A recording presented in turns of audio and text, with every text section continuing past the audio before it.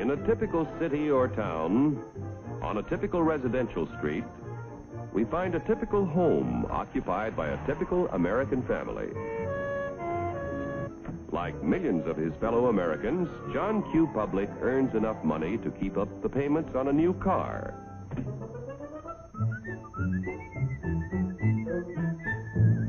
He takes great pride in owning a fine, new, long-term mortgaged home that was built to last a lifetime.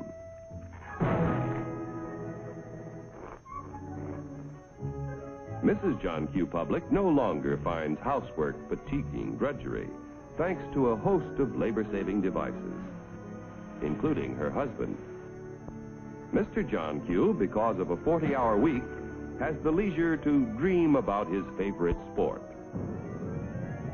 Darling! Oftentimes, in a secluded corner of his private den, John Q. reflects on some of the better things he has done with his life. Insurance to protect his family if he is called before his time. Money in a savings account for emergencies, for summer vacations, and to help put John Q. Jr. through college. In spite of the high cost of being a husband and father, John Q. has a private little nest egg.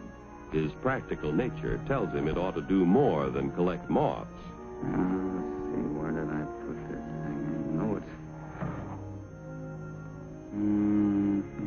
common stock.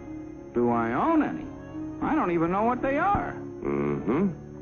In that case, it might be a good idea to get a little information with a fellow who owns and operates a company that makes and sells oil drums. Each year, customers buy more and more from our because he makes a better oil drum than his competitors. One day, customers demand more oil drums than the owner can produce. He figures it will take about $3 million to do the job. So he decides to form a corporation to sell shares in his business to raise the capital he needs. First, the owner goes to the state government to get a corporation charter and permit sell shares in this business. Next, our friend goes to an investment banker and shows him the record of the oil drum manufacturing company's past performance and plans for expansion. The investment banker decides to help our friend sell shares in the corporation to raise the $3 million. However, before any shares in the corporation can be sold, certain information must be filed with the Securities and Exchange Commission in Washington. The investment banker and the owner must swear that the information they file contains nothing but the truth. Registration with the SEC does not imply that the government approves the stock issue as a good investment, but only assures the public the material statements about the stock issue are false. Punishment will be according to the law. After SEC registration is effective, the investment banker pays the owner $3 million in exchange for a certain number of shares in the Oil Drum Manufacturing Corporation. The investment banker sells shares of the common stock to people at a price of $3 million investment and shows a profit for his services in selling the stock. Money received from the sale of shares in the business builds a new and better plant, which produces more and better oil drums. The people who bought common stock own proportionate shares in the corporation, tools, equipment, and all of its assets. Common stockholders elect the directors of the corporation. Directors represent the stock and are responsible for the way the business is run. Directors determine the amount of dividends, if any, to be paid out of earnings to the stockholders. Naturally, when stockholders invest in a business, they hope to receive dividends to help pay for necessities of life. Within a few short years, an increasing demand for the company's product poses a friend. How can he fill all the orders? He will have to build more plants and buy more tools to increase production of oil drums. It will take about $20 million to do the job.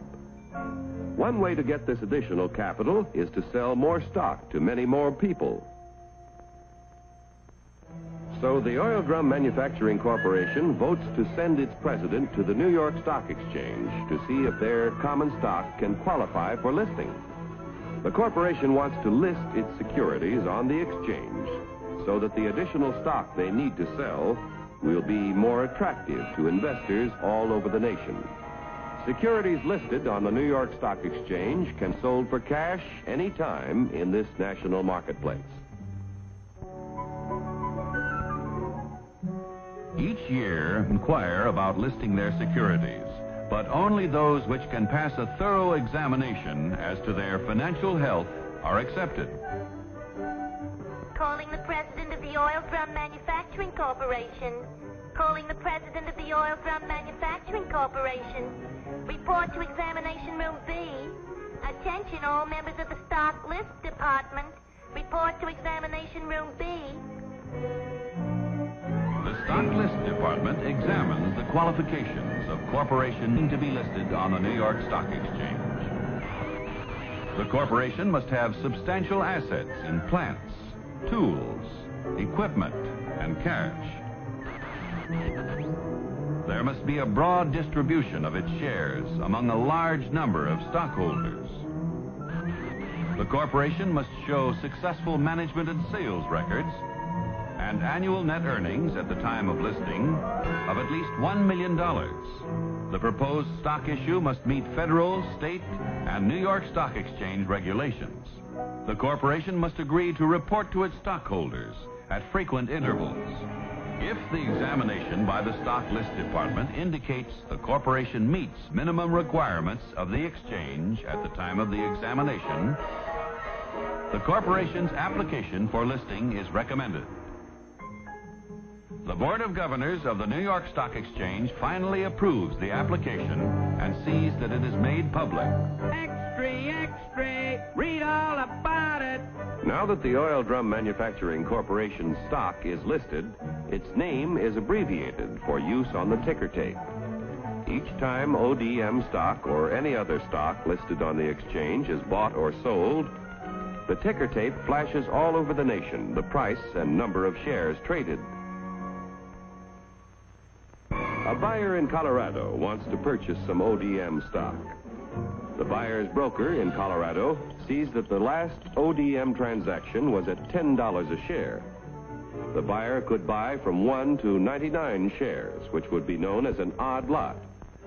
But a Colorado friend decides to invest in 100 shares, known as a round lot. The Colorado broker wires the order to his New York office. The buy order is telephoned to the floor of the New York Stock Exchange. It is given to the firm's floor partner, who becomes the representative of the buyer in Colorado. The floor partner goes to the post where ODM stock is traded. The representative of the buyer in Colorado bids $10 a share for 100 shares. But at the moment, there is no stock offered for sale at this price. In the meantime, however, in Maine, an ODM stockholder who needs cash decides to sell his 100 shares if he gets $10 a share. The Maine broker wires the sell order to his firm's representative on the floor of the New York Stock Exchange. This firm's floor partner, representing the seller in Maine, offers to sell 100 shares of ODM stock at $10 a share.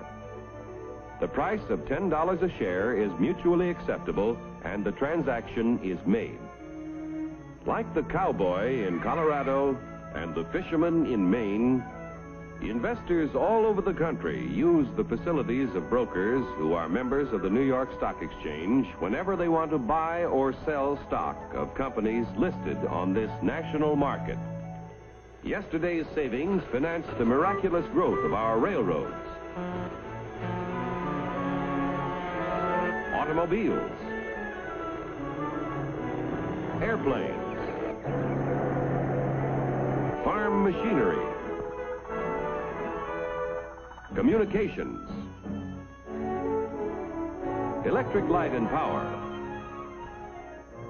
textiles, and countless other industries contributing to a more enjoyable life. If a part of our savings continue to flow into industry, American labor, management, and capital can continue to build new tools and plants. Industrial expansion creates jobs for hundreds of thousands of young people who must find employment each year. A growing capacity to produce things which make life better in peacetime can be our greatest protection in time of war. When danger threatens, we can convert industry to produce the things we need to defend ourselves. Common stock investments have helped to make our country prosperous and powerful. Owning a share in American industry is like owning a share in the future of our nation. But remember, John Q., there is a risk as well as an advantage in owning any kind of property. So get the facts before you put your money to work.